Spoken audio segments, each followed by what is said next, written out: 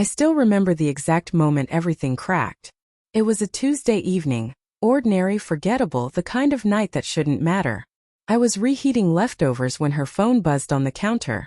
A single message lit up the screen. "Last night was worth the risk. Can't stop thinking about you." My first instinct wasn't anger. It was denial. I told myself it had to be a scam message, a wrong number, anything but what it looked like. My mind instantly began rewriting reality because the alternative, the truth, was unbearable.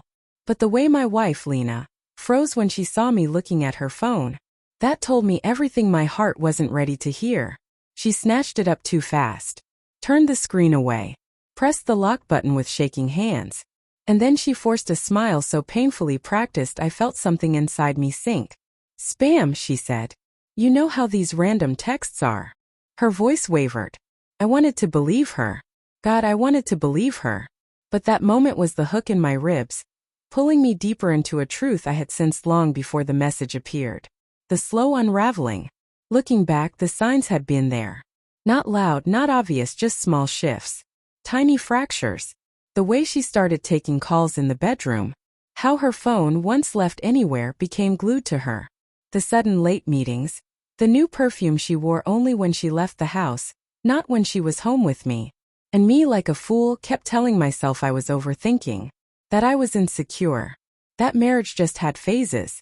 But something had changed in her eyes. This flicker of distance whenever she looked at me. Like she was thinking about another place, another person. I tried to ignore it. I tried to be understanding.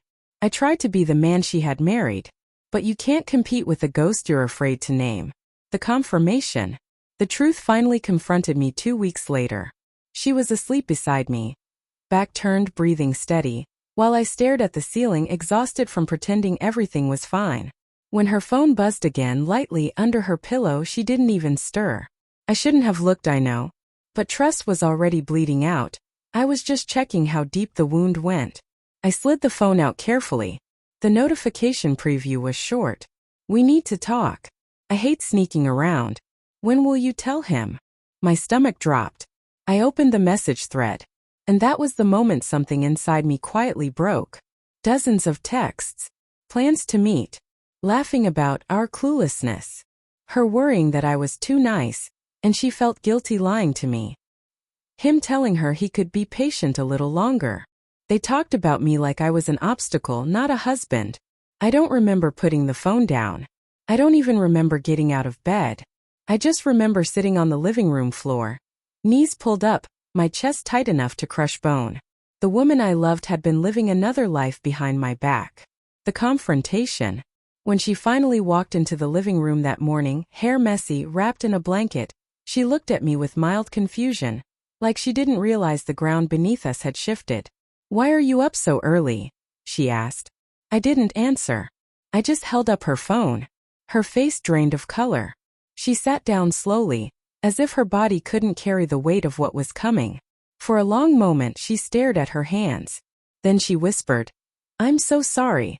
Not an excuse. Not a denial. Not a lie. Just those 3 words. She said she never planned for it to happen. That she felt lonely, unseen, disconnected. That she didn't want to hurt me. But she also didn't want to face the consequences of stopping. I listened. I didn't yell. I didn't cry in front of her. Because in that moment something strange happened. My heartbreak turned into clarity. I realized I had been fighting for a version of us that only existed in my memories. The goodbye. We separated quietly. Not with dramatic scenes or slammed doors, but with the kind of silence that feels like a funeral. Her tears, my numbness, the echo of everything we used to be. The last thing she said to me before she left was, "You deserved better than I knew how to be." Maybe she was right. Maybe we both grew into people the other no longer recognized. The new chapter. Healing didn't come quickly. Came in small, fragile steps.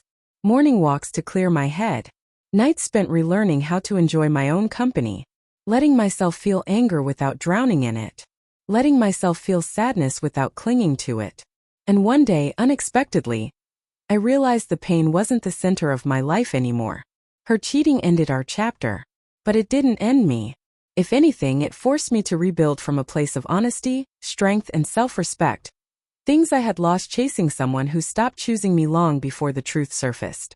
Now, when I think about her, there's no bitterness, just a quiet acceptance. Some endings aren't punishments. They're turning points. And this time, the story I'm writing, it's finally mine.